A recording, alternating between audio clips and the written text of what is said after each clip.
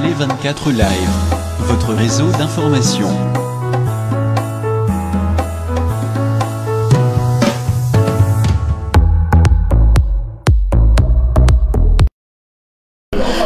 Bien-aimés dans le Seigneur, peuple de Dieu partout, Bozolanda Biso, bonjour, bonsoir, Biscanyo Sobozali, Toza au Canada, précisément à Toronto.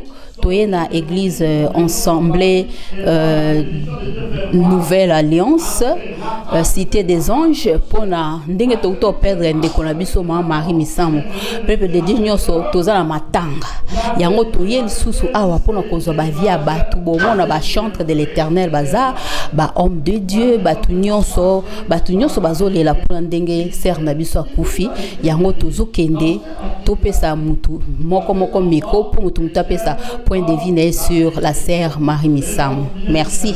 Quand na lobby toza na Nouvelle Alliance, c'est ensemblée des dieux. Donc tozo yambasser mo pazo mata ko se présenter ye moko papé sa point de vue sur liwa maman Marie Misambo. Bonjour. Bonjour ma sœur, bonjour. Okope sa point de vue no poto bungsi ndeko na biso maman Marie Misambo batutu bayebie yango moni toye apona tuna ba vie ya batu pour église ezana mawa yosko okoloba nini pona sangoana. En tout cas, je commence par me présenter. Moi c'est Mimi Kajima. Donc sango ya Marie Misambo et Betty Biso makasi à Toronto. Donc liwa moko on s'entendait pas à ça. Moi pratiquement as artiste n'a préféré, je l'aime beaucoup, j'aime beaucoup ses chansons. Banzembo neza banzembo edifianga na ba problème quand je suis dans le bout de mes choses, vraiment ça nous fait vraiment très mal pour ça. C'est vrai siko ndenge pour peuple de Dieu tout aux a touché siko yo conseil ni noko pesa ba tunyoso bazana ki na biso pe atoza awana nde to cho perdre ndeko na biso. Attends que ba na nzambe liwa ezelo moko oyo pona biso tozala nango to tambola nango, donc on devait toujours être prêt pour ça et koko ye la yo anytime. Donc liwe comme le ser na biso ya ye nzambe alinge la ndengwana yo ozana bomo, et donc c'est le temps pour toi ya ko mi bongisa parce que tu sais pas ndengeni oya yo ko ya. Donc paix à son âme, vraiment c'est ça ce que je peux dire, on peut rien faire, c'est ça. Ouais. OK, merci beaucoup. Bien-aimé Kandé Tobaki, toza na église ya Nouvelle Alliance Cité des Anges. Toye pona sangoana ka tozo continuer ko tuna ba vindenge mama na biso autokotika biso sœur Marie Misambo Canada mobimba pe to ana mawa tozo lela pe tozo partager mawa na famille yango lanzo yamba susu ndeko na biso awa akoloba pe sur avine sur makambo e utokome na biso. Bonjour papa. Bonjour maman Julie. Papa sango e utokome na biso batutu bazolela bazana pasi yo ko loba nini na makambo e komela biso pona mama na biso Marie Misambo. Ya tout d'abord nazali ko komisa nzambe na liwa ya sœur na biso Marie Misambo akufi dans le Seigneur. Yangwani na lobi esengo na ngai nde yango wana personnellement nayebi nanto kutana na Marie Misambo boyete ni de loin ni de près, mais nazali na témoignage moko ezalaki premier concert ya pasteur caché awa na Toronto. Alors, premier concert naye ezalaki nzembo ya Marie Misambo. Na le wana ngai nazalaki muto ya sika, donc nayeko yamba kolo sika. Alors nzembo wana ezalaki interprété par sœur na biso moko boye Kayembe sœur Angélique. Alors na nzembo wana parti moko esalaki ngai esengo yalaki natanga lobaki na nzembo wana yalaki oyo bayeba Seigneur bayoko lobake ye ayebi motema na ngai, ye ayebi ba défaut na ngai. Donc parti wana yembaki yango etushaki ngai makasi. Et puis témoignage mususu natango ayaki awa na Toronto ayoko bisala concert na ye awa Pasteur caché, toujours pasteur caché. Concert les cas ko tuna ngai envie na ngai. Alors tout un pasteur caché à tuna ngai est-ce que ozana concert wana en tout cas na lobaki na habité ce qui na kozala parce que nazaki na ba déplacement mo na osala concert wana nde na participer ki yango te mais en bref témoignage ya moto balanda yango parce que on dit que la voix du peuple c'est la voix de Dieu. Monde mibio baza kolela ye eza kolakisa ke azalaki malamu nazwaki deux choses epai ya Marie Misamu sagesse na amour donc azalaki abanda kolinga bato mingi donc l'image de Marie Misamu est à elle-même donc ndenge abandaki ndenge pa kufeli ndenge azali donc eloko na tiré mingi epai na ye yango wana sagesse na amour ayaki na amour epai ya bato dans ce bozo komona ndaba ndenge baloba ke musique ya musique ya côté wana bango nyonso tu baleli donc azalaki na amour epai ya bato yango naza kosenga pe na osala appel epai ya bandimi nyonso ke vraiment bazala na amour wana bazala jamais hypocrite.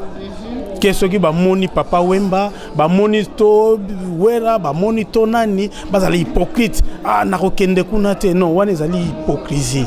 Tozali on a quatre églises, ngana za jamais hypocrite. Vérité nakolobango kaka vérité. Donc elo qu'on a tiré pa ya Marie Misamu yango wana. Leçon oya pesingai nde yango wana. Ouais, bonjour. Nga komolanga Joka Kajima. On a aussi apprendre un peu une nouvelle. Il y a une grande star de la communauté congolaise, Marie Misamu. Donc c'était vraiment avec un regret que tu apprenais qu'il y a un haut. Donc tu sais que Balanzambe Nyonso, Bazala Inu, de façon que funérailles naïe salama bien dans le calme, aussi dans la famille biologique naïe. Nyonso s'est déroulé dans ndenge mo ya kimia pour te dire que non ezanga te na famille mais ça la bien ma nyonso les cas dans ndenge mo ya kimia tozo senga pe na communauté nyonso partout bazali na monde o balandaka émission oyo donc biso nyonso balanzambe tozala uni to bondela de façon que ma nyonso les cas kitoko. OK, merci beaucoup. Quand tozo continue kozoba point de vue à Batu, toza libanda malile ya makasi to na Toronto na Canada. Nazo yamba mama na biso mama Coco, yepe ako pesa biso ya vie na esi sango o ekomela biso ya mama na biso Marie Misamu. Bonjour mama Coco. Bonjour maman. Sango o nde ekomela biso yo ozwaki yango nde nini? Et ça li passe makasi, ezaki vraiment surprise pour ngai parce que ezaki dimanche passé na mandaki kota na Facebook na mon kabato akomi sœur Marie Misamu akufi mais na mona ki oka net joke pour mikolo koma na oka ndenge wana après petite na moko ena ndako pona lobaki était tantine Coco sœur Marie Misamu akufi et ça nga passe makasi parce que na ninga bandi moni makasi neti kitalata la reconnaissance donc et ça bandi moko et affecta nga makasi so nazo kango ata so na na passe moko boye au monde ça là nga bien so na ok mais akufi brusquement et puis ezaka bizarre bon topamboli nzambe po nzambe nde mutu apesaka vie na bomo ya mutu apesa sœur Marie et puis à reprendre toza eloko lobate to remercier ka Seigneur mais to senga kana bato ba na kin to mona mo ba mbulu ba désordre to ngi pena désordre te attend que moi na nzambe attaque ba na nzambe to lelaye que esa parole de Dieu et s'accomplir esa bisoté pour na biso to linga ki azala parce que aza pe jeune loko ya biso nyonso surtout mais attend que ba na nzambe to lela na bonzambe nyonso kimia eza na bota Marie Misamu mama na ye bandeko na ye na ba frère nyonso ba sœur nyonso en Christ quoi to lele pa na kimia po to mona désordre belebe na bino batakine mais to ngi vraiment kimia nzambe apesa kimia apambola maloba ne ko kisami to pamboli nzambe pona yango. Merci.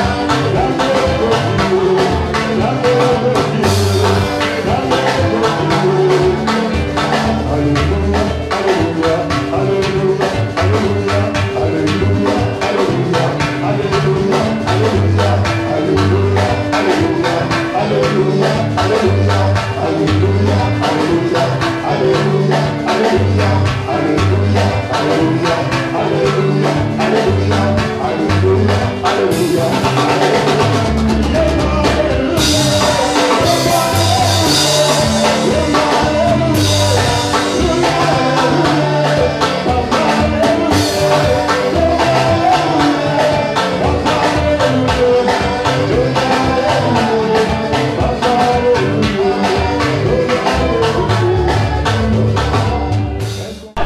peuple de Dieu kande bomol tozo continuer ka kozwa ba vie pona makambo matanga ya sœur na biso atiki biso maman Marie Misamu donc ndenge toza na église Momoridja eza na Canada na Brampton yango toye pona tozwa ba vie ya batu nazo kutana frère na biso ako se présenter moko. Bonsoir. Bonsoir, mon frère Christian. Frère Christian, tozo lobaka pour un sujet où comme la biso ya maman Marie Misamu et le connu yoza nango ko koloba nde matanga o ezibiso. Oh, normalement vraiment ça moi passe dans mon thème parce que Aza Sero a servi qui Nzambe vraiment à tout son cœur quoi. Alors à Tiki Bisso rien à dire parce que Nzambe me tape ça qui me t'a récupéré alors parce que ça a un thème parce que à Tiki Bisso mais je sais pas ils savent ma passe. Voilà. Merci. Est-ce que vous avez le copé ça concert au pesa ba peuple de Dieu baza na Congo na nde ba mibulu ezo salema na ba famille pour na kimia zala? Vraiment conseil comme tel parce que je sais pas conseil ni nako pesa ba on a mi-temps moi je pense mon boulot mec aux alaté parce que Nzambe ne m'ta pesa Nzambe ne m'ta jouir c'est vraiment je sais pas ce loni na rolo na place wana vraiment. Merci na balu qui sous ce pan de konanga moi si ceux qui oloba lingala to oloba anglais. Anglais bon de konanga moi si ya oloba anglais parce que aza plus anglophone que lingala. Hi.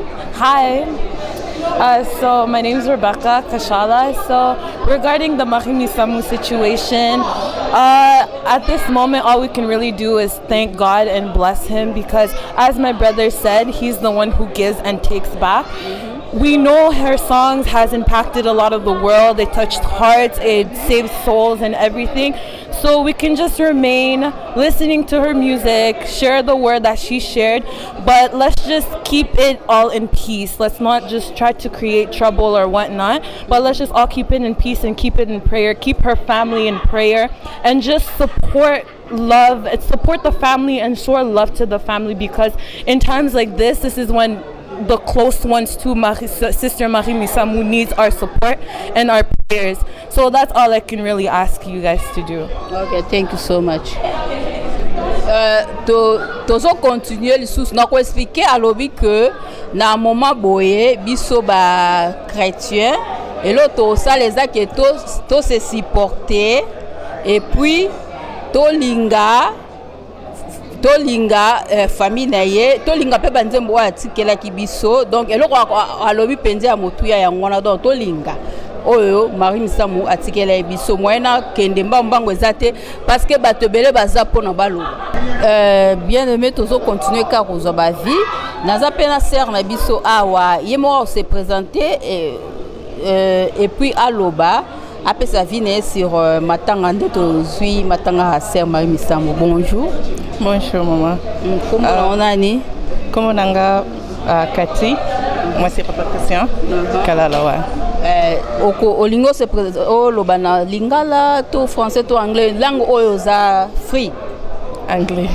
Ya lobi parle lobaka en anglais parce que aza plus anglophone. Donc, dans autres qui les maloba, ndenge sert na biso akufi parce que tu comprends moins le lingala, mais tu n'arrives pas à parler en lingala, c'est ça. Donc tu préfères parler en anglais.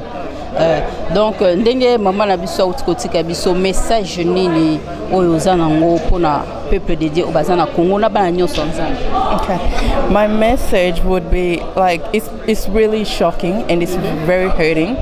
Like I was following yesterday I was following what Mike Kalambai just said. Like I could not express that he could not say it any better than what he said it already. Like it's so painful and very hateful to see Christians of us today, the way we act towards people if they get to talk to those that we call pagans from out of the church. We try to pretend and act like we are the best Christians ever, yet God did not come for us. God came for those that were sinners. So I believe like this time, even like I hear again how they don't want the the Kofi and all that kind of musicians to come and sing on a funeral. I don't think that's just right. Like that's way out of the I don't even think the Bible tells us to do that. Like she was a person of everybody. She did not segregate herself from those that pray and those that do not pray. And for them, I would accept if they say they're coming to sing their songs to her funeral. But if they're coming to sing her songs on her funeral, that's something that we should understand as Christians. I would not. If we think like we are so holy, why do we even go to church? Why do we even pray? Why do we even pray? Why do we ask for God for forgiveness? Why do we come here? We should not be praying. Like she put herself in the foot of Jesus. I would say like she was presenting God herself. She was presenting Jesus. She was God sent. She was presenting Jesus because she associated herself with everybody. Christians, not Christians. She tried to bring all of them together, but there was always that African mentality, that human thing in us that always tried to separate us and trying to make us holy and unholy. I think that's one thing that we need to learn. We need to learn a lot from this funeral. Like Alem Lotto died, I didn't see all this kind of stuff going on as much. We was all more of Christian. We thank God for his death as well, but her death, I think it's something that we need to learn, and we need to move forward, not in a bad way, but in a good way. Merci donc pour expliquer moi ndambu maman na biso alobi boy maman Cathy moi ça papa Christian pour ça bref alobi kaza choqué na makambo o ezoleka na matanga pour na biso tozo kanisa ke toza plus ba chrétien mingi lelo ba komo kaza ke baza plus Oli, donc bangonde baza ba saint, ba misusu ba sainte. Pourquoi so toi oli to kenda ka na église? Fallait to vanda da banda, mais so to kenda na église, et ça parce que biso nyo so toza sainte. Donc matanga oyo ya sœur na biso Marie Misamu était ya biso ya azui leçon mingi na matanga wana. Donc était ya biso pe bato to tika liboro Marie Misamu ye azalait plus kokabolate aza côté ba chrétien aza côté même ba kofi ba wera azala kokabolate. Donc matanga oyo était ya biso makasi parce que na oyo ale muloto ezala boete. Mais pourquoi oyo ya Marie Misamu makambo oyo nyonso eleki. Donc to tirer leçon na makambo oyo ndenge eleki. OK? OK, thank you. Merci beaucoup pour le message, pour le micro Pessingai. Na juste un message que pour nous passer pour na liwa sœur na biso Marie Misamu. Azali sœur moko na lingaki mingi et puis nazalaki naza très béni na ba nzembo nae. Mais et sali pas sina mama mingi comme na réaction il y a communauté chrétienne.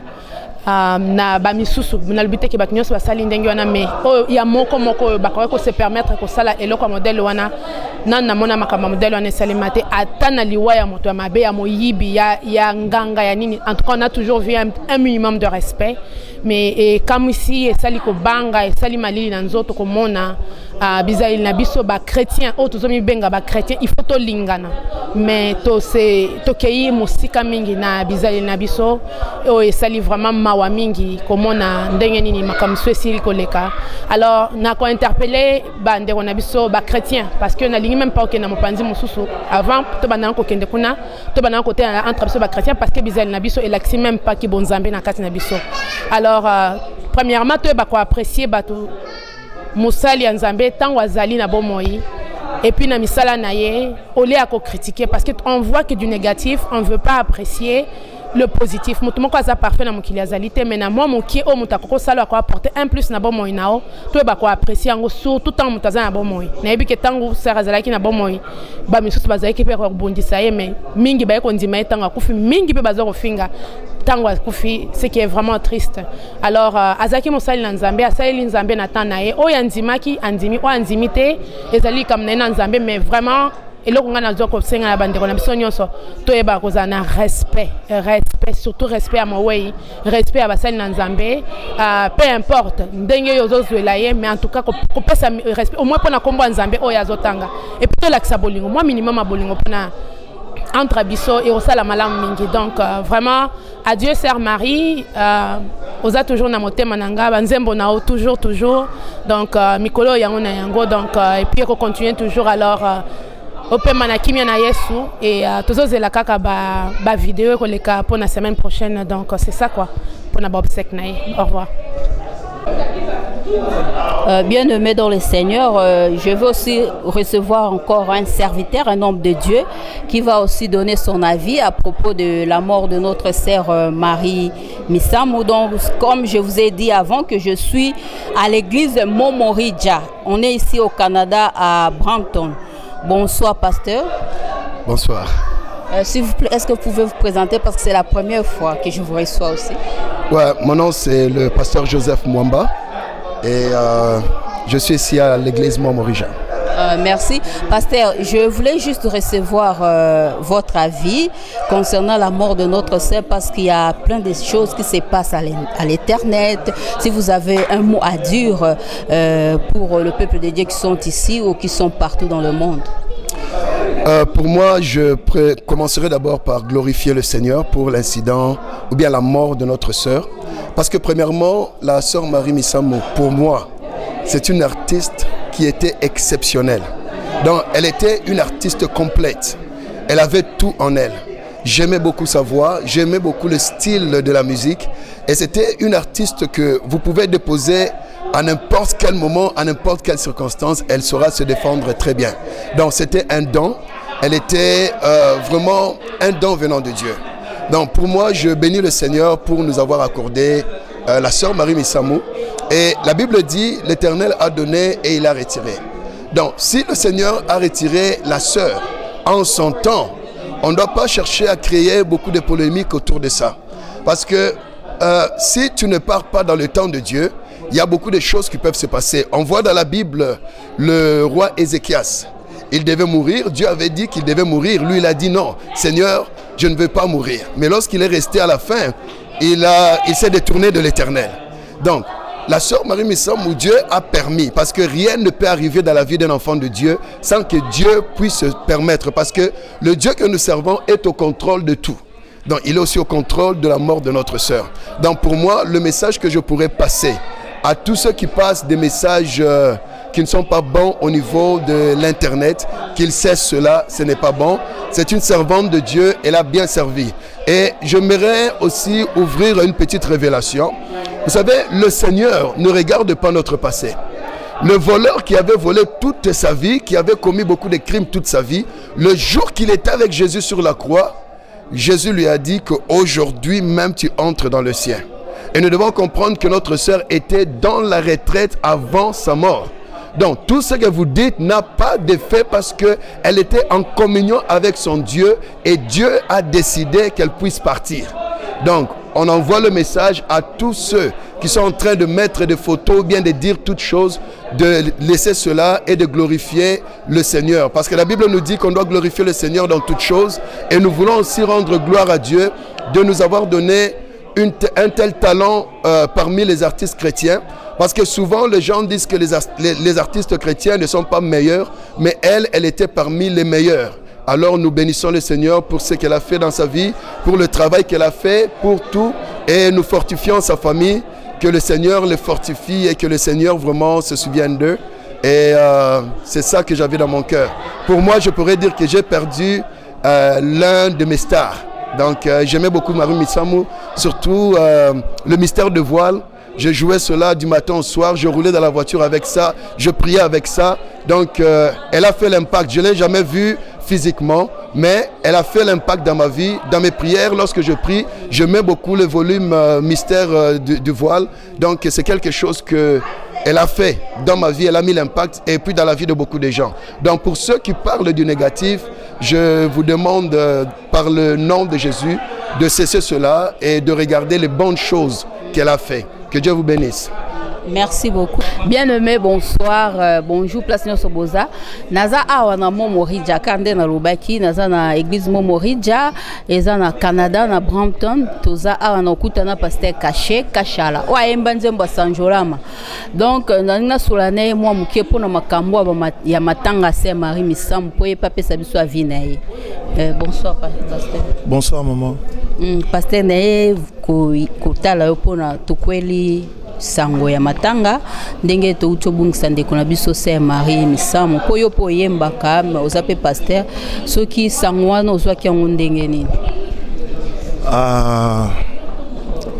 Eza passé eza vraiment pasi sango wana ekomelaki ngai lokola kake na matoi ezalaki vraiment neti kake ebeti nazalaki vraiment ngai te ezalaki choc mpona ngai ezalaki vraiment choc nandimaki te vraiment ke akufi nakoyaki kondima te mpo nayebaki mpe te ke azobela to azobela te donc ezalaki juste oyoka sango moto akufi donc ezalaki vraiment pasi mingi mpona kondima esalinga pasi. Sœur Marie Misamu, c'est une sœur que j'apprécie personnellement et asali musala de son vivant musala oyo emona na miso abato asali linzambe na ye vraiment que son âme repose en paix.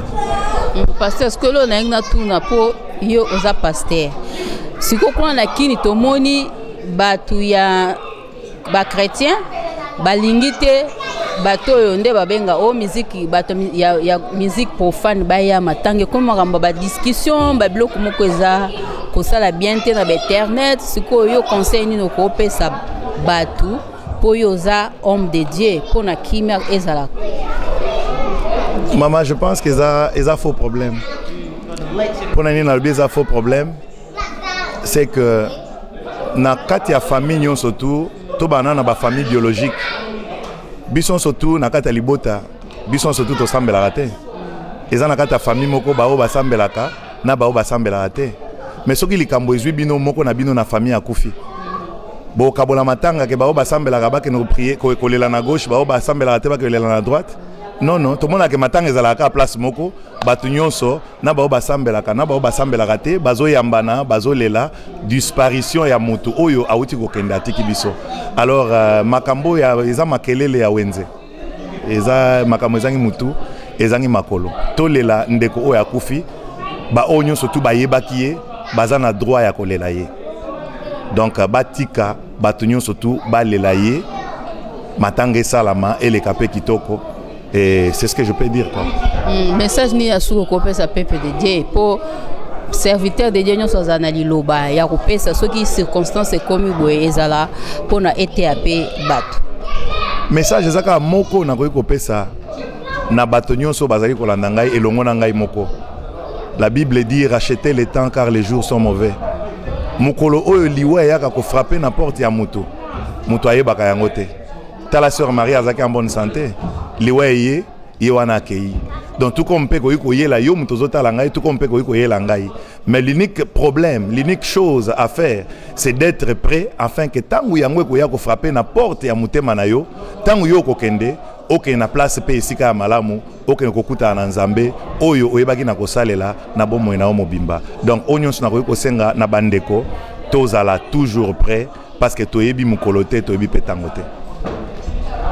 Merci, bien aimé na suki si awa nazo continuer suno kozwa mutumsu so asuka poto clôturer bi oyo kinde pasteur alobi biso nyonso tozala prêt po oyebi jour okufa te nzambe nde muta decidaka parce que balobi mutu te mutu asimba souffle na eza nzambe muta soufa asimba souffle de vie na biso donc pona ndenge pasteur alobi boyoki o mutu ya mokili mutu aboye boye po matanga ebota désordre botika makambo na mutu tout azan a droit ya kolela. Sœur Marie Misamu, que l'Éternel vous bénisse. Bien aimé na komi na suka na kozwa ba via batu donc nde na lobaki toleki na ba église na Canada pona to lobela sigli wa oya ndeko na biso maman Marie donc bino moko boyoki tozo senga na ba chrétien nyonso makambo ko kabola ezate parce que ebino bozo kabola ezo sala batu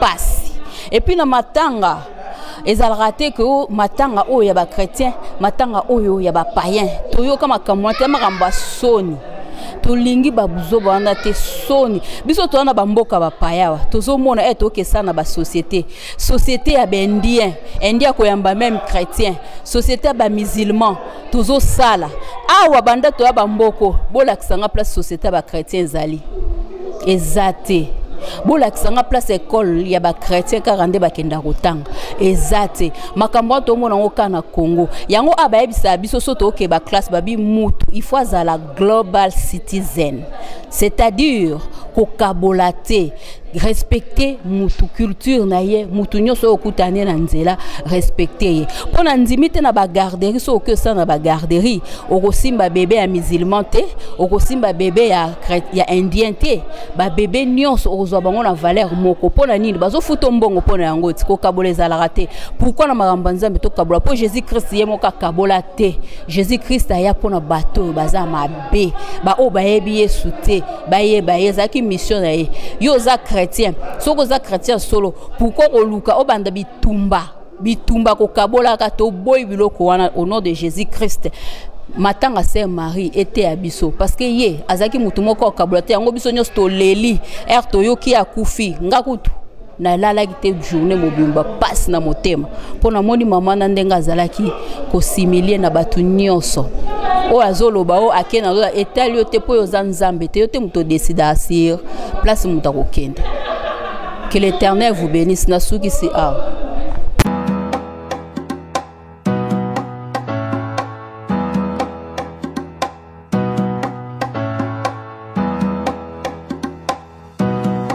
Télé 24 Live, votre réseau d'information.